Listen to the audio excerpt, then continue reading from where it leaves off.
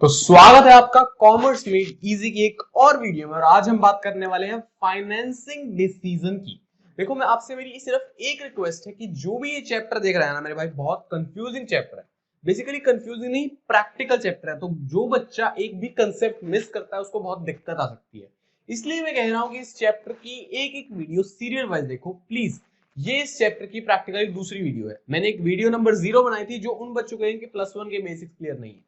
अगर आपके वो क्लियर है तो पिछली देख के आओ, वो भी क्लियर नहीं है तो पिछली से पिछली यानी कि 2 वीडियो देख के फिर इधर आना।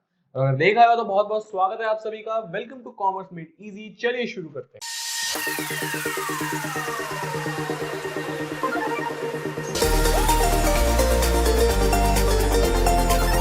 फाइनेंसिंग डिसीजन, देखो पिछली वीडियो में आपको बता चुका हूं, फाइनेंशियल मैनेजमेंट करने के लिए फाइनेंशियल डिसीजन लेने पड़ते हैं। और फाइनेंशियल डिसीजन के अंदर 3 तरह के डिसीजन आते हैं: फाइनेंसिंग डिसीजन, इन्वेस्टमेंट डिसीजन और डिविडेंड डिसीजन। आपको बेसिक कहानी पता है ना, पैसे आएंगे फाइनेंसिंग, पैसे जाएंगे इन्वेस्टमेंट, और फिर प्रॉफिट बटेगा, दैट इज डिविडेंड। कहानी पता है तो बहुत अच्छी बात है, नहीं पता तो ये रहा आई बटन में लिंक, जाओ देख के आओ। उसके बाद इसको हम अगर मिटा दें और बात करें फाइनेंसिंग डिसीजन की डिटेल की, तो वो क्या निकल के आती है? Financing decision decides the quantum of finance to be raised by equity and debt, यानी कि long term sources of finance. देखो, सबसे पहली बात तो इक्विटी और डेट दोनों के दोनों long term sources of finance हैं। दोनों के दोनों लॉन्ग टर्म। शॉर्ट टर्म अलग होते हैं जिसका हमारे सिलेबस में फिलहाल कोई भी लेना देना नहीं है। आप 12th में आपको शॉर्ट टर्म सोर्सेज से कुछ भी फर्क नहीं पड़ रहा। आपको लॉन्ग टर्म देखने जो बेसिकली 2 हैं, इक्विटी यानी कि ऑनर्स फंड और डेट यानी कि बोरोड फंड। 2 चीजें हैं, ऑनर्स फंड और बोरोड फंड। ये हमारी कैपिटल है और ये हमारी लायबिलिटी है। ये सारी बातें मैं आपको पिछली वीडियो में बता चुका हूं यार, प्लीज देख के आओ। अब बात कर लेते हैं फाइनेंसिंग डिसीजन, यानी कि quantum of finance to be raised by equity and debt. अगर एक कंपनी को इनॉग्रेशन के लिए 100 करोड़ रुपए चाहिए, यानी कमेंसमेंट करने के लिए, उसका बिजनेस शुरू करने के लिए 100 करोड़ रुपए चाहिए, तो फाइनेंस मैनेजर को फाइनेंसिंग डिसीजन लेते हुए डिसाइड करना पड़ेगा कि कितने परसेंट और कितने परसेंट इक्विटी से आएंगे या डेट से आएंगे। समझ रहे हो ना चीज की? 100 करोड़ को इतने इतने परसेंट की 2 वैल्यूज में तोड़ दो, इतने इक्विटी से इतने डेट से। अब तोड़ते हुए उसको सोचना क्या पड़ेगा? ऐसे ही आपके और मेरे जैसा कोई रैंडम बंदा जाके कह दे यहाँ 50+ कर लो, 40-60 कर लो, 56-44 कर लो, कुछ भी रैंडम नंबर फिगर्स नहीं तोड़नी। आपको एक प्रॉपर एनालिसिस के साथ तोड़ना है कि कौन सा वो कॉम्बिनेशन बेस्ट होगा जहां पे ये हो और ये हो। अब ये क्या है यार, ये तो बताया नहीं आपने, अभी बता देते हैं, कोई दिक्कत वाली बात ही नहीं है। एक होता है कोस्ट और एक होता है रिस्क। हम चाहे इक्विटी से पैसा लें चाहे डेट से, कोस्ट और रिस्क दोनों जगह है। लेकिन कहीं पे कोस्ट कम है, कहीं पे कोस्ट ज्यादा है, कहीं पे रिस्क कम है और कहीं पे रिस्क ज्यादा है। सी मतलब कोस्ट, आर मतलब रिस्क। पिछली बात को पूरा करते हुए मैंने कहा फाइनेंसिंग डिसीजन में फाइनेंस मैनेजर को डिसीजन लेना होगा कितना इक्विटी और कितना डेट, और उसको ऐसे पर्टिकुलर पॉइंट पे डिसीजन लेना है कि इतना इक्विटी रखो, इतना डेट रखो, ताकि कोस्ट भी हमारी मिनिमम पड़े और रिस्क भी हमारा मिनिमम पड़े। ये बात है। कोस्ट और रिस्क होते क्या है आपको पहले तो ये समझाते हैं। देखो, कोस्ट यानी कि हमने कहीं से फंड अरेंज करवाया, ये रही आपकी firm. Financing decision is basically the incoming of finance, पैसे फर्म के अंदर आ रहे हैं, हमने कहीं से फंड अरेंज करवाया तो उसके बदले में कुछ ना कुछ तो भाई पे करना पड़ेगा। कोई भी इस दुनिया में, कोई भी अपने स्वार्थ के बिना आपके लिए काम नहीं करेगा, ठीक है? तो ये जो बाहर का बंदा है, मैंने आपको पहले ही बताया कि ये ऑनर हो चाहे ना हो, कोई भी हो, ये बंदा फर्म से अलग है, डिफरेंट है। तो चाहे वो ऑनर कंपनी में पैसा डाल रहा है, चाहे वो कोई बाहर का बंदा कंपनी में पैसा डाल रहा है in form of borrowed capital या फिर ऑनर्स कैपिटल, जो भी है, ये बंदा कंपनी से अलग है। और ये बंदा जबकि कंपनी से अलग है तो ये अपने पैसे देने के बदले में कुछ चार्ज करेगा कि मैं तुझे 100 रुपए दे रहा हूं, 1 साल बाद मुझे मेरे 105 रुपए चाहिए। वो जो 5 रुपए है वो इसकी कॉस्ट है। कॉस्ट समझ रहे हो ना? कॉस्ट का क्या मतलब हुआ? कॉस्ट होता है हमने अगर कोई चीज खरीदी, उसके बदले में जो पैसे दिए वो होती है उसकी कॉस्ट। तो यहाँ पे इस कंपनी ने, इस फर्म ने, इस ऑर्गेनाइजेशन ने बाहर से पैसे लिए, उस पैसे लेने के बदले में जो देना पड़ा, वो प्रिंसिपल अमाउंट तो खड़ी है, लेकिन उसके बदले में जो देना पड़ा दैट इज द कॉस्ट, वो होती है कॉस्ट। और रिस्क क्या होता है? देखो, risk involve in arranging the finance. मैंने आपको बिल्कुल जीरो वीडियो में बताया था कि जब हम इक्विटी से पैसे लेते हैं तो कल को अगर उनके पैसे वापस नहीं दे पाए तो इक्विटी वाले कुछ नहीं उखाड़ सकते, क्योंकि वो कंपनी के मालिक है यार। अगर मैंने दुकान खोली और कल को मेरी दुकान में पैसा डूब गया तो मैं किसको कुछ कह लूंगा? मेरी गलती, मैं अपनी दुकान ढंग से नहीं चला पाया, प्रॉफिट नहीं कमा पाया तो मेरा पैसा डूब गया। इक्विटी वाले अपनी कंपनी को ढंग से मैनेज नहीं कर पाए, कंपनी डूब गई और पैसा भी डूब गया, तो वो कुछ नहीं कर सकते। लेकिन डेट वाले आउटसाइडर्स होते हैं। आउटसाइडर्स वो जिन्होंने पैसा उधारी दे रखा है और उनको मतलब नहीं है कंपनी ढंग से चले ना चले, उनको उनका पैसा वापस चाहिए। अगर कल को कंपनी उनका पैसा वापस नहीं दे पाती तो भी वो अपना पैसा रिकवर कर सकते हैं, क्योंकि उनके पास कंपनी की एसेट्स मॉर्गेज है, यानी कि वो कंपनी की एसेट्स बेच के पैसे कमा लेंगे। तो हम जो भी बात करेंगे ना, एक बात मैं आपको बताना भूल गया, इस चैप्टर में हम जो भी बात करेंगे वो हमेशा हमेशा एक कंपनी के पर्सपेक्टिव से होगी। कंपनी के पॉइंट ऑफ व्यू से चलना, आपने किसी और के पॉइंट ऑफ व्यू से चले कहानी बदल जाएगी, बात गलत हो जाएगी। इसलिए हमेशा एक कंपनी के पर्सपेक्टिव से चलना है, क्योंकि आप अपने आप को एज अ फाइनेंस मैनेजर रख के देख रहे हो। ठीक है, तो रिस्क, रिस्क क्या हुआ? इक्विटी में तो रिस्क कंपनी के लिए है ही नहीं, पैसे ले लिए ना। मैंने कहा कंपनी और इक्विटी शेयर होल्डर भी अलग अलग है। एक बार यहाँ पे फाइनेंस मैनेजर के पर्सपेक्टिव से सोच के देखो कि मैंने इक्विटी वाले से पैसे ले लिए, कल को मैं पैसे ना भी दे पाया तो वो तो कुछ नहीं उखाड़ सकते। हाँ ऑब्वियसली यार, अगला बंदा मेहनत करेगा कि मैं अच्छा कमाऊं, उनको रिटर्न दूं, लेकिन अगर ना दे पाया तो वो नहीं उखाड़ सकते। इसलिए इक्विटी में रिस्क तो है कम, बहुत कम, बहुत कम। और डेट में रिस्क है ज्यादा। रिस्क वाला पर्सपेक्टिव आपको बिल्कुल क्लियर हो चुका है, आई होप सो, कि रिस्क इक्विटी में कम है और डेट में ज्यादा है। क्यों है वो भी आपको पता है, क्योंकि इक्विटी में वो अपने पैसे वापस नहीं ले सकते और डेट वाले ले सकते हैं, क्योंकि उनके पास एसेट्स मॉर्गेज होती है। रिस्क वाले पर्सपेक्टिव को रखते हैं साइड में। अब आते हैं कॉस्ट वाले, जो थोड़ा सा कॉम्प्लिकेटेड है। मैंने यहाँ शॉर्ट में लिख दिया रिस्क इक्विटी में कम, डेट में ज्यादा, इसको करते हैं साइड। अब आते हैं हम कॉस्ट पे। कॉस्ट अब समझ चुके हो क्या होती है, कि जो अपने पैसे लिए उसके बदले में जो आपको देना पड़ रहा है वो उसकी कॉस्ट है। डेट यानी कि जब हम डिबेंचर्स इशू करते हैं, डेट कैपिटल, एक कंपनी के लिए जो लायबिलिटी है उसकी कॉस्ट होती है इंटरेस्ट। कंपनी जब समान नहीं, कंपनी जब पैसे उधार लेती है तब उसके बदले में वो इंटरेस्ट देती है। आपने बैंक से लोन लिया, उसके बदले में इंटरेस्ट देते हो, उसी तरह से कंपनी ने मार्केट से कुछ उधारी ली और उसके बदले में वो इंटरेस्ट देंगे, which will always be at a fixed rate of interest। इसका मतलब क्या है ये मैं आपको बताता हूँ, कि मान लो fixed rate of interest decide हुआ 5%। जिस बंदे ने लोन दिया और जिस कंपनी ने लोन लिया, उन दोनों के बीच में आपस में एग्रीमेंट हो गया कि भाई हर साल तुझे 5% ब्याज मिलेगा। फिक्स है ये। फिक्स की इंपॉर्टेंस ये है कि चाहे कंपनी हजारों करोड़ों के नुकसान में हो, तेरा 5% कहीं नहीं गया, तेरे को 5% का 5% ही मिलेगा।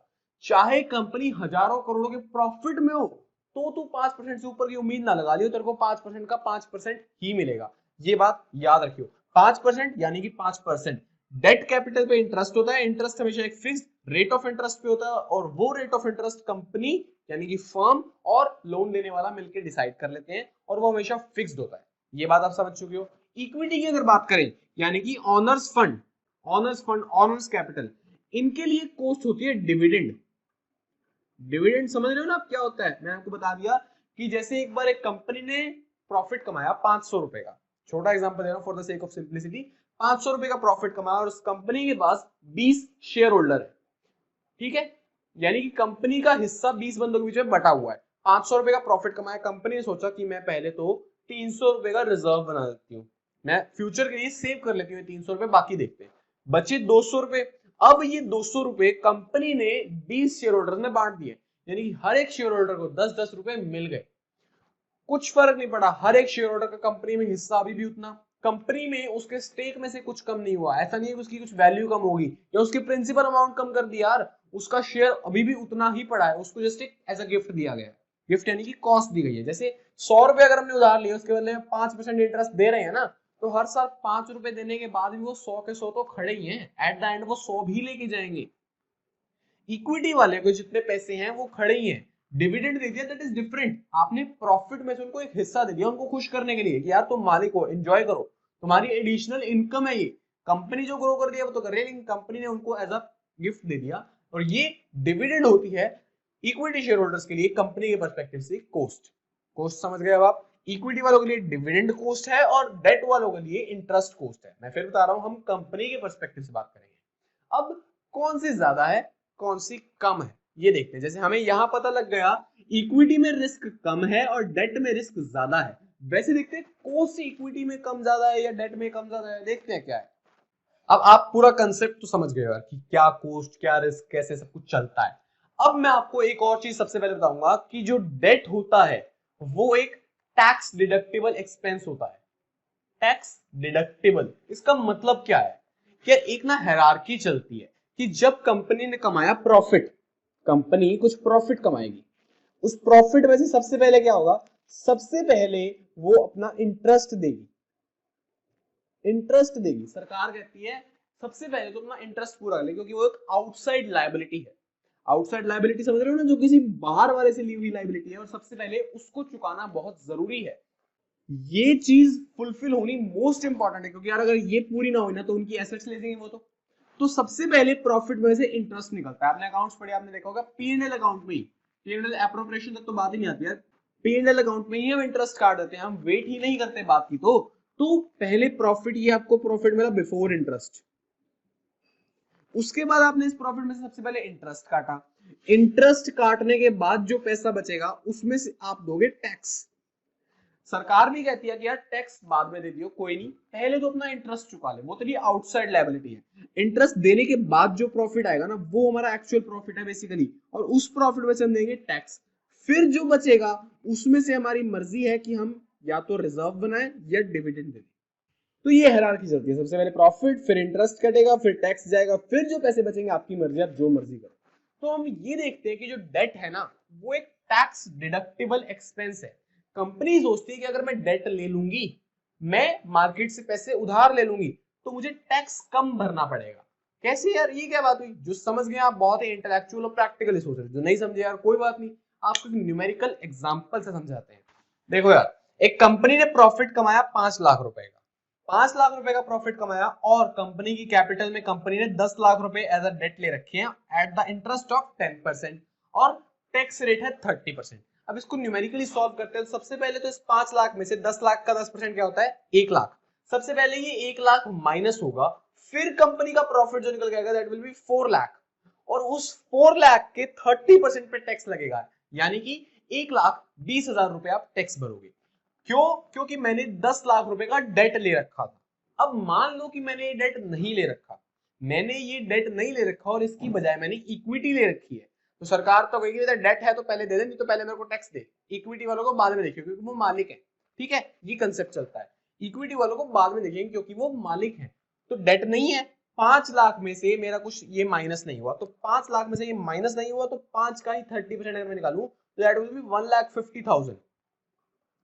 अब देखो, एक जगह मुझे देना पड़ रहा है 1,20,000, एक जगह मुझे देना पड़ रहा है 1,50,000, मैं कौन सा प्रेफर करूंगा? मैं 1,20,000 टैक्स देना ही प्रेफर करूंगा, ऑब्वियसली बात है। तो कोस्ट के मामले में अगर बात करें तो जो डेट है, जो डेट सोर्स है, debt is a tax deductible expense. वो उसकी जो कॉस्ट पड़ती है उसमें टैक्स में भी बचत हो जाती है यार, ये बात है। और अगर एक और बात मैं आपको बताऊं कि जो डेट का हम इंटरेस्ट देते हैं दैट इज फिक्स्ड, 5% मिलेगा तो 5% ही मिलेगा। और हम कंपनी के पॉइंट ऑफ व्यू सोच रहे हैं यार, हम कंपनी के पॉइंट ऑफ व्यू सोच रहे हैं, तो हम हमेशा एक पॉजिटिव सोच रखेंगे, एक ऑप्टिमिज्म रखेंगे अपने माइंड में कि कंपनी प्रॉफिट ही कमाएगी। कंपनी खोली है तो प्रॉफिट कमाने के लिए खोली है ना, ये बातें लिखनी नहीं है, लेकिन मैं आपको समझा रहा हूँ कि कंपनी खोली है तो प्रॉफिट के लिए। अब प्रॉफिट में से हम क्या देख रहे हैं कि एक छोटा सा हिस्सा तो दे दिया डेट को, बाकी सारा हिस्सा किसको बिलोंग करता है? इक्विटी वालों को। मैंने आपको जीरो लेक्चर में बताया था कि जो कंसेप्ट चलता है, जो सिनेरियो चलता है कि कंपनी में हिस्सा किसका है, मालिक कौन है? इक्विटी वाले। तो जितना पैसा बचा वो इक्विटी वालों का। देखा जाए तो इस प्रॉफिट में जब हमने डेट दे दिया, डेट का इंटरेस्ट दे दिया, उसके बाद टैक्स भी दे दिया, जो बचा वो हमारा फाइनल प्रॉफिट है। और फाइनल प्रॉफिट किसका? फाइनल प्रॉफिट इक्विटी वालों का। तो बात ये आती है कि इक्विटी की कॉस्ट हाई है और डेट की कॉस्ट लो है। जिसको समझ आ गया बहुत अच्छे, जिसको नहीं आया सुनो एक बार फिर से कि इक्विटी की कॉस्ट हाई क्यों है। इक्विटी की कॉस्ट हाई इसलिए जितना भी हमारा प्रॉफिट है उसमें से थोड़ा सा फिक्स्ड पोर्शन तो हम दे देंगे डेट को, क्योंकि उनका एक limited range of fixed percentage of cost है जो उनको इंटरेस्ट देना है। बाकी बचा हुआ सारा का सारा इक्विटी से बिलोंग करता है। तो मुझे एज अ कंपनी किसको ज्यादा पे करना पड़ा? मेरे लिए कॉस्ट किसकी ज्यादा आई, डेट की या इक्विटी की? डेट को थोड़ा सा दिया, इक्विटी को बहुत ज्यादा दिया, इसलिए कॉस्ट इक्विटी की ज्यादा, डेट की कम। स्टेटमेंट में आपको ये लिखना है कि इक्विटी वालों का सारा हिस्सा होता है जो बच जाता है इन द सेंस कि from the profit of the organisation after paying the tax and the interest the whole sum which is left belongs to equity shareholders. तो वही बात, इतना सारा ले गए वो तो कॉस्ट हमारी सारी प्रॉफिट होगी और थोड़ा सा जाता है डेट वालों को।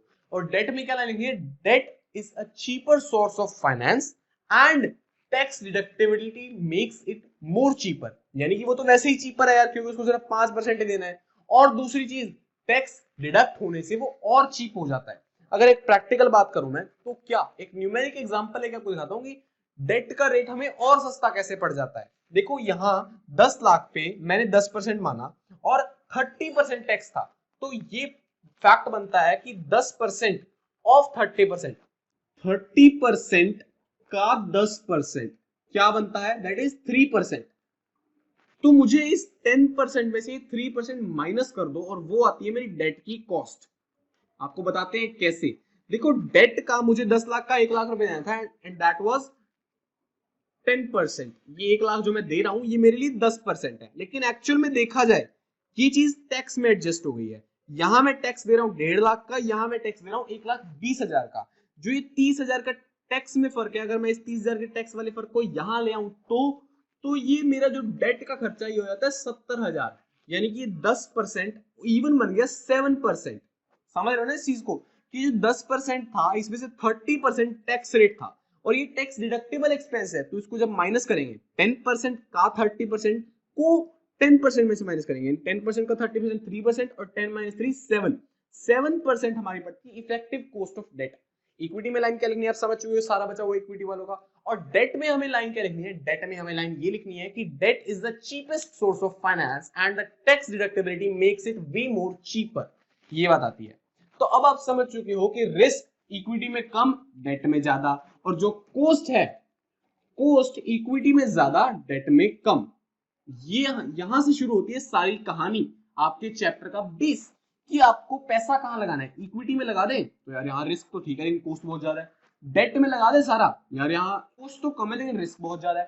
तो हम कभी भी एक पे रिलाई नहीं कर सकते, हमें दोनों का मिक्सचर लगाना होगा। मिक्सचर इस तरह से लगाना होगा कि कॉस्ट भी कम पड़े और रिस्क भी कम पड़े। दोनों चीजों को मिनिमाइज करने में हमारा फोकस रहना चाहिए, ये हमारा मेन एम होता है। तो फाइनली हम समझ चुके हैं कि फाइनेंसिंग डिसीजन में हमें इक्विटी और डेट के क्वांटम का डिसीजन लेना है, कि कितने पैसे इक्विटी से लाएं और कितने पैसे डेट से लाएं। ये बात हम ये भी जानते हैं कि इक्विटी में रिस्क कम है लेकिन कॉस्ट ज्यादा है, और डेट में रिस्क ज्यादा है लेकिन कॉस्ट कम है। तो एक अच्छा फाइनेंशियल मैनेजर वही है जो दोनों का इतना परफेक्ट कॉम्बिनेशन लाए कि रिस्क एंड कॉस्ट दोनों मिनिमम रहे। ये बात। इसके बाद एक और कंट्रोवर्शियल सा सवाल जो मैं यहाँ एड्रेस करूंगा, उसके बाद हम बढ़ेंगे फाइनेंसिंग डिसीजन के 7 फैक्टर्स। 7 ऐसे फैक्टर्स जो हमें हेल्प करते हैं डिटरमाइन करने में कि इस पर्सपेक्टिव से डेट या फिर इक्विटी कौन सा बेटर है। 7 अलग अलग पर्सपेक्टिव हम देखेंगे, हमें सिर्फ उनका एक व्यू पॉइंट देखना है, कुछ कैलकुलेट नहीं करना। तो सबसे पहले बढ़ते हैं क्वेश्चन की तरफ। हमने +1 में पढ़ा था सबसे सस्ता सोर्स ऑफ फाइनेंस कौन सा, रिटेन्ड अर्निंग्स। रिटेन्ड अर्निंग्स क्या होती है, हमारे रिजर्व्स। हमने एक साल में 5 लाख रुपए कमाए, 3 लाख रुपए हमने रिजर्व बना लिया आने वाले टाइम की मजबूरियों के लिए, और आने वाले टाइम में जब हमें जरूरत पड़ी हमने उस 3 लाख रुपए को यूज कर लिया। तो वो भी एक सोर्स ऑफ फाइनेंस है, हमने अपनी कंपनी को फाइनेंस किया हमारे ही बनाए हुए रिजर्व से। तो वो होती है रिटेन्ड अर्निंग्स, रिजर्व्स, सरप्लस बोलते हैं जिसको। तो उस रिटेन्ड अर्निंग को हम +1 तक तो मानते थे चीपेस्ट सोर्स ऑफ फाइनेंस, क्योंकि देखो इसके बदले हमें कुछ नहीं देना पड़ रहा। इक्विटी वालों को डिविडेंड देते हैं, डेट वालों को इंटरेस्ट देते हैं, इसको तो कुछ नहीं देना ना, तो इसलिए था चीपेस्ट सोर्स ऑफ फाइनेंस। तब आपका व्यू पॉइंट लिमिटेड था, आपको बहुत डिटेल नहीं बता सकते थे, लेकिन आप अब जब आप +2 में आ चुके हो तो आपको ये जानने का हक है कि retained earnings is not the cheapest source of finance. जो चीपेस्ट सोर्स ऑफ फाइनेंस है that is debt. Debt is the cheapest source of finance, क्योंकि उसका फिक्स्ड रेट ऑफ इंटरेस्ट होता है और साथ ही साथ टैक्स डिडक्टिबिलिटी होने के कारण वो और चीपर हो जाता है। समझ रहे हो ना, एक तो वो वैसे सस्ता, ऊपर से टैक्स डिडक्टिबिलिटी तो वो और सस्ता। अब आप कहोगे भाई रिटेन्ड अर्निंग क्यों नहीं सस्ता है, ये तो फ्री ही पड़ा ना। बिल्कुल नहीं मेरे भाई, रिटेन्ड अर्निंग जब आप बनाते हो तो आप बनाते हो प्रॉफिट से, और मैं आपको बता चुका हूं कि आपका सारा का सारा प्रॉफिट किसको बिलोंग करता है, इक्विटी शेयर होल्डर्स को। ये आपका बहुत बढ़िया क्वेश्चन है, सीबीएसई व्यू पॉइंट से बहुत इंपॉर्टेंट भी है। Why retain earning are not the cheapest source of finance? Retain earning cheapest source क्यों नहीं है? वो इसलिए नहीं है क्योंकि हमारा सारा प्रॉफिट बिलोंग करता है इक्विटी शेयर होल्डर को, और रिटेन अर्निंग उस प्रॉफिट का एक हिस्सा है ना, तो retain earning automatically equity share holder का हिस्सा है। तो यानी कि रिटेन अर्निंग की cost is same as equity की कॉस्ट। रिटेन अर्निंग हमने जो अरेंज की वो इक्विटी वालों से जो ली है, उन्हीं को उसके बदले में डिविडेंड देना पड़ेगा, वो उन्हीं का हिस्सा है, कुछ अलग नहीं है, वो कहीं और से नहीं आ रही है, वो इक्विटी वालों का ही तो माल है, उन्हीं की बिलोंगिंग्स है, उन्हीं की एसेट है, तो उसके बदले में हमें वही डिविडेंड देना पड़ेगा। तो यानी कि रिटेन अर्निंग की कॉस्ट, रिटेन अर्निंग की जो कॉस्ट है that is equal to equity की कॉस्ट, सेम होती है रिटेन अर्निंग की कॉस्ट और इक्विटी की कॉस्ट। लेकिन सबसे कम कॉस्ट किसकी? सबसे कम होती है डेट की। तो cheapest source of finance debt है, विदाउट डाउट ये 1 मार्क में आ जाए चीपेस्ट सोर्स ऑफ फाइनेंस कौन सा है, तो डेट। और एक क्वेश्चन आ जाए कि why retain earning is not the cheapest source of finance, तो भाई वो इसलिए क्योंकि इक्विटी की cost is equal to retain earning cost, क्योंकि अर्निंग्स रिटेन होती हैं वो इक्विटी का ही तो पार्ट होती हैं। अब हम आ जाते हैं हमारी मेन चीज पे, जो है हमारे 7 फैक्टर्स। देखो फैक्टर्स में बेसिकली है क्या, सबसे पहले आपको एक बेस बताया जाएगा जिसपे आप जज करोगे। जैसे पहला बेस है रिस्क, मैं आपको एग्जांपल से बताता हूँ, एक क्लियर कर दूंगा फिर हम सब पे चलेंगे। पहला बेस है रिस्क। रिस्क के मामले में से आपको डिसीजन लेना है इक्विटी बेटर है या डेट। आप ऑब्वियसली डिसीजन ले पाओगे कि इक्विटी इज मच बेटर। तो आपको एग्जाम में इसको शो कैसे करना है? बेसिकली होगा कि आपको एक केस स्टडी दी होगी, आपको कहा होगा कि इस केस में मिस्टर एक्स ने, जो कि एबीसी लिमिटेड कंपनी के फाइनेंशियल मैनेजर है, उन्होंने एक अच्छा फाइनेंसिंग डिसीजन लिया है। ये शायद आपको बता रखा हो या आपको पहचानना हो। फाइनेंशियल डिसीजन आप पहचान लोगे जब वो फंड्स को प्रोक्योर कर रहे हैं, एक्वायर कर रहे हैं। प्रोक्योरमेंट ऑफ फंड्स फाइनेंसिंग होता है, आपको पता है। तो उन्होंने कुछ फैक्टर्स को देखा, आपको केस स्टडी में से वो फैक्टर पहचानना है, फिर उसकी एक्सप्लेनेशन दी। एक्सप्लेनेशन क्या रहेगी? सबसे पहले रिस्क होता क्या है, जो भी रिस्क इस चीज को लेने में कंपनी ने फेस किया वो रिस्क है। यानी कि रिस्क होता है inability to meet the charges, यानी कि आपको जो पेमेंट करनी है ना, आप कभी ना कभी उसके लिए इनेबल हो जाओ, आप वो पे ना कर पाओ, तो वो रिस्क है। आपने पहले तो रिस्क का मतलब बता दिया, आपकी बुक में साफ साफ दिया होगा बिल्कुल इजी सी लैंग्वेज में। उसके बाद आपको 2 चीजें लिखनी है, 2 अलग अलग पॉइंट्स बना के। ये चीज ना मैं हमेशा पॉइंट्स में प्रेफर करता हूँ एज अ स्टूडेंट भी, और अगर मैं किसी अपने दोस्त को, किसी को एज अ टीचर एडवाइस करता हूँ वो भी पॉइंट्स में ही। तो प्लीज इसको पॉइंट्स में ही लिखो, इसके मार्क्स मैक्सिमम पॉइंट्स में मिलेंगे। रिस्क का मतलब बताना आपको, कोई भी हो, सबसे पहले उसका मतलब, फिर उसको इक्विटी के पॉइंट ऑफ व्यू जस्टिफाई करना है, फिर उसको डेट के पॉइंट ऑफ व्यू जस्टिफाई करना है। देखते हैं। अब मैं यहां बताऊंगा कि risk is lower in equity. Second sentence में बता दूंगा कि इक्विटी में रिस्क कम होता है क्योंकि हमारी पे एसेट मोर्टगेज नहीं होती। थर्ड सेंटेंस में बता दूंगा कि हाई होता है डेट के केस में क्योंकि हमारी एसेट्स मोर्टगेज होती है। और फोर्थ सेंटेंस में बता दूंगा कि seeing this point of view, this perspective, risk को देखते हुए जो मिस्टर एक्स थे एबीसी लिमिटेड के, उन्होंने डिसाइड किया कि हम पैसे इक्विटी से अरेंज करवाएं। सिर्फ इस पर्सपेक्टिव को देखते हुए, रिस्क को देख के, देखो प्रैक्टिकल लाइफ में पॉसिबल नहीं है, आप सिर्फ एक चीज को नहीं लिखोगे, आप सब कुछ लिखोगे, लेकिन आपको जो थ्योरी सिखाई जा रही है वो आपके कंसेप्ट बिल्डअप करने के लिए कि यार देखो 7 चीजें हैं, अगर आप एक चीज को पकड़ के चलो तो इसमें कौन सा बेटर है। आपको एग्जाम्पल, आपको आंसर को प्रेजेंट कैसे करना है वो मैं आपको बहुत अच्छे से बता रहा हूं। सुनो, हेडिंग में है रिस्क, फिर पहली लाइन में रिस्क का मतलब, फिर बताना है इक्विटी क्या है, डेट क्या। आप चाहो तो इन दोनों को एक भी कर सकते हो, और लास्ट लाइन में आपको एज अ कंक्लूजन देना है कि इन दोनों को चेक करके हमने ये पता किया कि कौन सा बेटर है। साइड में आपको बनाना है एक डायग्राम, बिल्कुल सिंपल सा। ये आप हर पॉइंट के अंदर डायग्राम बना सकते हो। रिस्क, इसके कर दो 2 टुकड़े, डेट, इक्विटी के नीचे 2 एरो लगाओ, यहां लिखो डेट में हाई, यहां लिखो लो। बस इतनी सी चीज करने में ना आपके 3 घंटे में से एग्जाम में आपके हार्डली 10 सेकंड्स लगेंगे। जब आप एक्सपर्ट हो जाओगे ना, आपको बहुत प्रैक्टिस होगी, 10 सेकंड में लगेगा, मुझे नहीं लगते थे सीरियसली। ये चीज करने से ना आपको जो 6 में से 5.5 मिलते हैं वो नहीं होगा।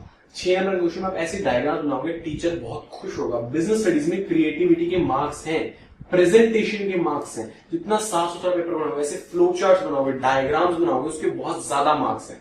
तो आपको डायग्राम बनाते हुए क्या दिखाना है कि रिस्क जो होता है डेट में हाई होता है, इक्विटी में लो होता है। क्या होगा कि टीचर के पास टाइम नहीं होता चेक करने का, वो आपकी एक्सप्लेनेशन में पढ़ने की बजाय आपके डायग्राम पे फोकस करते ही समझ जाएगा कि बच्चे कंसेप्ट क्लियर है, इसको मार्क्स दे दो, इस बच्चे को सब कुछ आता है, इसको मार्क्स दे दो, ऑल ओके। तो बस मैं आपको बता रहा हूँ 7 फैक्टर हैं, बहुत जल्दी मैं आपको समझा दूंगा। तो लिखना कैसे है, हेडिंग, फिर पहली लाइन में उसका मतलब, फिर डेट और इक्विटी को जस्टिफाई करना है, और उसके बाद लास्ट में एज अ कंक्लूजन। अगर आपसे डायरेक्ट पूछा तो आप अपना बताओ कि इसमें ये बेटर है, जैसे यहां हम बता सकते हैं कि रिस्क के पर्सपेक्टिव से इक्विटी बेटर है क्योंकि रिस्क वहां कम है। अगर केस स्टडी दी तो वहां बताओ कि mister X of ABC limited decide to use equity as a source of finance क्योंकि वहां रिस्क कम है, ऐसे आपको बताना होगा। ठीक है, अब बढ़ते हैं सेकंड पॉइंट पे जो है कोस्ट। कोस्ट क्या होती है? कोस्ट होती है जो आपने फंड्स लिए उसके बदले में जो आपको पे करना पड़ रहा है। Cost is the amount of money which you have to pay for the funds arranged, for the funds procured, for the funds acquired, कुछ भी लिख सकते हो आप, और ओके जो भी आपको लगे। पहली लाइन में डेफिनेशन होगी, फिर आपको इक्विटी और डेट के पर्सपेक्टिव से बताना है। कोस्ट में क्या होता है मैं आपको बता चुका हूँ, इक्विटी में क्या होता है, डेट में क्या होता है। मैं यहाँ ईडी लिख रहा हूँ, आपको पेपर में पूरा लिखना है। इक्विटी में होती है कोस्ट हाई और डेट में होती है लो। वहां पे आपको लिखना है यार हाई लो, मैं यहाँ शॉर्टकट्स में आपको समझा रहा हूँ, चलता है। आप समझ रहे हो ना, कोस्ट इक्विटी में हाई, डेट में लो, ये सीन है। अब चौथे पॉइंट में उसको जस्टिफाई कर दोगे। तीसरा पॉइंट आता है फ्लोटेशन कोस्ट। फ्लोटेशन कोस्ट क्या होती है? फ्लोटेशन कोस्ट होती है cost for raising the fund. इसमें और कोस्ट में फर्क समझो यार। कोस्ट तो होगी हमने फंड लिया, उसके बदले में जो देना पड़ रहा है। फंड को रेज अप करने के लिए कुछ खर्चा लगता है, जैसे हमने मार्केट में शेयर्स इशू किए तो वो इशू करने के एक्सपेंसेस, शेयर इशू एक्सपेंसेस जो होते हैं। अगर हमने डेट दिया तो मार्केट में लोगों तक लोन पहुंचाना, उसकी एड करना या उसके डॉक्यूमेंट्स भिजवाना, वो सब छोटे मोटे खर्चे। फंड को रेज करने में, उसको फ्लोटेशन तक लाने के खर्चे वो होते हैं फ्लोटेशन कोस्ट। अब ये एक सीन है कि इक्विटी में ये हाई होते हैं और डेट में ये लो होते हैं। इक्विटी हाई, डेट लो। ये क्यों होते हैं? ये प्रैक्टिकल बात है यार। ऑब्वियसली कंपनी को सीन होगी कि डेट इशू करने में कम फॉर्मेलिटीज है तो कम डॉक्यूमेंट्स लगेंगे, इसलिए कम खर्चे होंगे। हमें इससे मतलब नहीं। आपको पहले इसका मतलब लिखना है कि cost for raising the fund. इसको डायरेक्ट शेयर इशू एक्सपेंस नहीं बोलोगे यार, क्योंकि वो अलग हो सकते हैं। इसको बोलेंगे cost for raising the fund. Second line में आप इक्विटी डेट का पर्सपेक्टिव वो कर दोगे कि हाँ कौन सा सही है कौन सा नहीं है। और थर्ड लाइन में एज अ कंक्लूजन कि फ्लोटेशन कॉस्ट के पर्सपेक्टिव से हमें इक्विटी बेटर नहीं पड़ता बल्कि डेट बेटर पड़ता है क्योंकि वहां फ्लोटेशन कॉस्ट कम है। ये बात। अब बढ़ते हैं चौथे पॉइंट पे जो है कैश फ्लो पोजीशन। तो कैश फ्लो पोजीशन क्या होती है? देखो आप अकाउंट्स में आगे पढ़ लोगे, बेसिकली मैं आपको बताऊं, एक फर्म में जो कैश आ रहा है वो होता है इनफ्लो ऑफ कैश, जो कैश जा रहा है वो होता है आउटफ्लो ऑफ कैश। अगर एक फर्म की इनफ्लो भी बहुत ज्यादा है, आउटफ्लो भी बहुत ज्यादा है, मतलब रोज के करोड़ों रुपए कैश आ रहा है और करोड़ों रुपए जा रहा है, मतलब बहुत ही ज्यादा लिक्विड है फर्म, पैसा आ जा बहुत आसानी से रहा है, तो वो होती है गुड कैश फ्लो पोजीशन। अगर लेकिन रोज के बहुत कम रुपए आ रहे हैं और बहुत कम ही जा रहे हैं तो होती है वीक कैश फ्लो पोजीशन। कि आपकी फर्म में कैश की तंगी है, कैश की लिक्विडिटी से आप जूझ रहे हो, लैक है, उसकी कमी है। अगर बहुत इजीली आ रहा तो होती है गुड और नहीं आ रहा तो होती है वीक। तो कैश फ्लो पोजीशन के बिहाफ पे हमने फर्म्स को दो टुकड़ों में बांट दिया। सबसे पहले तो आप पहली लाइन में डिस्क्राइब करो कैश फ्लो पोजीशन क्या होती है, फिर जिस फर्म की गुड कैश फ्लो पोजीशन है और जिस फर्म की weak cash flow position. Good वाली जाएगी डेट की तरफ और वीक वाली जाएगी इक्विटी की तरफ। अब इसका कारण मैं आपको जस्टिफाई कर देता हूं क्यों होता है ऐसा। देखो हमने वहां पढ़ा कि डेट में क्या होता है और इक्विटी में क्या होता है, कौन सी कोस्ट कम, कौन सा रिस्क ज्यादा, ये सब कुछ। यहाँ थोड़ा उल्टा पड़ गया कि जिस फर्म के लिए ये है उसको ये इशू करना चाहिए, जिस फर्म की ये है उसको ये इशू करना चाहिए। आपने डेट इशू किया, साल बाद तो आएंगे हाँ हमारा इंटरेस्ट लाओ, इंटरेस्ट दो, हमारा इंटरेस्ट। आप कहोगे भैया बात ऐसी है वो ना हमारी कंपनी में थोड़ा कैश ढंग से नहीं आ जा रहा, आप अगले साल इंटरेस्ट ले लेना, इकट्ठा ले लेना 2 साल का। वो लड़ पड़ेगा बंदा, वो आपकी एसेट्स बेच खाएगा, अपने पैसे लेके जाएगा हर साल बाद। उसको टाइमली पेमेंट चाहिए। जो डेट होता है ना उसका इंटरेस्ट कंपनी पे एक लायबिलिटी है कि टाइमली पेमेंट करना कंपनी को जरूरी है। तो जिस कंपनी की कैश फ्लो पोजीशन बहुत अच्छी है, पैसा आ रहा है जा रहा है, बहुत खुलेआम, कोई कमी नहीं है, तो वो डेट इशू कर सकती है, कोई इशू नहीं है यार। लेकिन जिसकी अच्छी नहीं है वो इक्विटी इशू करे, वो डेट के पंगों में ना पड़े। अब जब मैं बोल रहा हूं cash flow position, that not only means hard cash, bank में जो पैसे पड़े हैं वो भी कैश है, आपके डेटर नहीं होने चाहिए। आपके बैंक में पैसे पड़े हैं, आपके खात में कैश है, वो सब कुछ कैश होता है, ठीक है। जो आपकी लिक्विड एसेट्स है, हाईली लिक्विड एसेट्स, वो बात है। अब बढ़ते हैं 5वें पॉइंट की तरफ। देखो पहले जो 2 थे ना कोस्ट रिस्क, वो आपको मैं अच्छे से समझा चुका हूं। इनमें थोड़ा ध्यान रखना कि आपको पहले एक लाइन इनकी मतलब, फिर एक लाइन इक्विटी डेट का पर्सपेक्टिव और साइड में बहुत अच्छा सा डायग्राम जिसको देखते ही नंबर मिल जाएंगे, और तीसरी लाइन में बताना कि इन दोनों में से कौन सा ऑप्शन बेटर है। यहाँ पे अभी तो कौन सा बेटर है आप बताओगे। जो फर्म अच्छी है, जो जिस फर्म का पोजीशन अच्छा है वो डेट इशू करे, जिस फर्म की कैश पोजीशन बुरी है वो इक्विटी इशू करे। 5वां पॉइंट जो आता है हमारा वो है level of fixed operating cost. Fixed operating cost क्या होते हैं कि जो ऐसी कॉस्ट आपको फर्म चलाने की चाहिए जो फिक्स्ड है, लगेंगी ही लगेंगी। जैसे आपकी फैक्ट्री का रेंट, वो आपकी प्रोडक्शन से डिपेंडेंट नहीं है। वो फैक्ट्री का रेंट महीने का 1 लाख रुपए है तो 1 लाख रुपए, चाहे पूरा महीना फैक्ट्री ना ही खोलो, बंद पड़ी है, प्रोडक्शन नहीं हुई तो भी 1 लाख रुपए लगेंगे। तो level of fixed operating cost, जिस फर्म के फिक्स्ड ऑपरेटिंग कॉस्ट हाई है और एक और फर्म के फिक्स्ड ऑपरेटिंग कॉस्ट लो है, हाई वाली को इश्यू करना चाहिए इक्विटी और लो वाली को करना चाहिए डेट। ऐसा क्यों? जिस फर्म की fixed operating cost already high है ना, तो जो हमारा इंटरेस्ट होता है that is also fixed operating cost, क्योंकि वो फिक्स्ड है। ऐसा नहीं कभी देना है कभी नहीं देना, अगर प्रोडक्शन है तो नहीं देना, वो तो भाई अपना ब्याज लेके रहेंगे। तो वो एक फिक्स्ड ऑपरेटिंग कॉस्ट है। यहाँ कंसेप्ट ये है कि जिसके fixed operating cost already high है, ज्यादा है, वो डेट इश्यू करके और गहरे झंझट में ना फंसे, उसके पास पहले से ही बहुत बर्डन है तो वो डेट इश्यू ना करे, वो इक्विटी की तरफ जाए। और जिसकी फिक्स ऑपरेटिंग कॉस्ट लो है, जो इजीली डेट इश्यू कर सकता है, वो डेट की तरफ जाए। यहां भी करना है, पहली लाइन में मतलब, दूसरी लाइन में ये बता देना है, तीसरी लाइन में ये बता देना है, 3 लाइनें, एक डायग्राम, नंबर पक्के आपके। छठा पॉइंट आता है कंट्रोल कंसिडरेशन। कंट्रोल कंसिडरेशन क्या होता है? देखो मैंने आपको 0 नंबर वीडियो में बताया था कि जो डेट वाले होते हैं ना, वो कंपनी के मैनेजमेंट में हिस्सा नहीं ले सकते, लेकिन जो इक्विटी वाले होते हैं वो कंपनी के मैनेजमेंट में हिस्सा ले सकते हैं।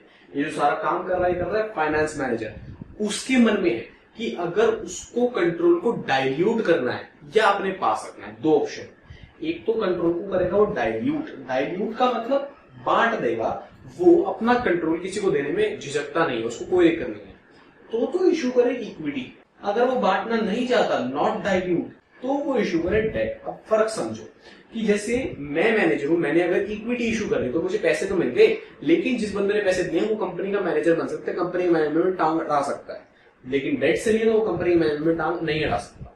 मैं फाइनेंस मैनेजर हूं, मुझे देखना है कि मुझे मैनेजमेंट के राइट्स किसी और को देने में कोई दिक्कत है या नहीं है। अगर कोई दिक्कत नहीं है, मतलब मैं इजीली डाइल्यूट कर सकता हूँ, राइट्स दे सकता हूँ, मैनेजर और बना सकता हूँ, उनको अपनी मैनेजमेंट में इंटरफेयर करने देना, तो मैं इक्विटी इशू करूंगा। अगर मैं नॉट डाइल्यूट कर रहा हूं, मतलब उनको अपने मैनेजमेंट में हिस्सा लेने देना नहीं चाहता, तो मैं डेट इशू करूंगा। ये बात आती है कंट्रोल कंसिडरेशन कि आप कितना चाहते हो आपकी बिजनेस पे कंट्रोल हो। 7वां और आखिरी पॉइंट आता है स्टेट ऑफ कैपिटल मार्केट। आपके शेयर्स की ना मार्केट में कुछ वैल्यू होती है, एक पर्टिकुलर टाइम आता है जब पूरी स्टॉक मार्केट में हर एक शेयर की वैल्यू नीचे जा रही है, क्योंकि लोग शेयर में इन्वेस्ट नहीं करना चाहते, लोग डिमांड नहीं कर रहे, लेकिन सप्लाई तो है तो रेट्स डाउन जाते हैं। एक टाइम और आता है जब लोग डिमांड बहुत कर रहे हैं लेकिन सप्लाई होती है तो रेट्स अप चले जाते हैं पूरी की पूरी मार्केट की। जब पूरी की पूरी मार्केट में रेट्स टॉप पे होते हैं ना, बिल्कुल एक नंबर बढ़िया, वो होता है बुलिश पीरियड। और जब पूरी की पूरी मार्केट में रेट्स बेकार होते हैं उसको बोलते हैं बियरिश पीरियड। समझो, जब बुलिश पीरियड है मतलब लोगों की डिमांड बहुत ज्यादा है, सप्लाई कम है, तब आप इक्विटी शेयर्स इशू करो, क्योंकि मार्केट में इक्विटी की डिमांड बहुत है यार, इक्विटी इशू करना बहुत आसान है। लेकिन जब बियरिश है, लोग इक्विटी में पैसा लगाए ही नहीं, तो आप डेट इशू करो। यहां है स्टेट ऑफ कैपिटल मार्केट की, जैसी आपकी कैपिटल मार्केट की सिचुएशन है वैसा आप करो। अब सातों में आप एक ऐसा डायग्राम तो बड़ी आसानी से बना सकते हो, मैंने आपको समझा दिया है। नहीं समझ आया तो अभी कर देना बंद, कोई इशू नहीं है। 10 मिनट बाद, 15 मिनट बाद, आधे घंटे बाद, 1 घंटे बाद यही आते सातों फैक्टर्स को दोबारा देखना, मैं नोट्स बनाना, सब कुछ ओके हो जाएगा। इतनी सी बात थी। आपके लिए एक बार मैं तालियां बजाना चाहता हूं कि आप में पेशेंस बहुत है। ये मेरा शायद अब तक का सबसे लंबा वीडियो गया है, मैं इसको 2 में ही तोड़ना चाहता था क्योंकि लिंक बहुत जरूरी है। बहुत बहुत कॉन्ग्रेचुलेशंस, आप में पेशेंस है, आप में डेडिकेशन है कुछ सीखने की, इसलिए आपने इतना लंबा वीडियो देखा। एक बार मैं इसको फटाफट से कंक्लूड करके वीडियो को एंड कर देते हैं, आपको थोड़ा रिलैक्स देते हैं। सातों पॉइंट्स आप समझ गए होंगे। सातों फैक्टर्स क्या थे इसके? Cost, risk, flotation cost, state of capital market, control consideration, cash flow position, और एक लास्ट पॉइंट हमारा level of fixed operating cost. 7 points, उनकी आगे की डिटेल मैं आपको बता चुका हूं।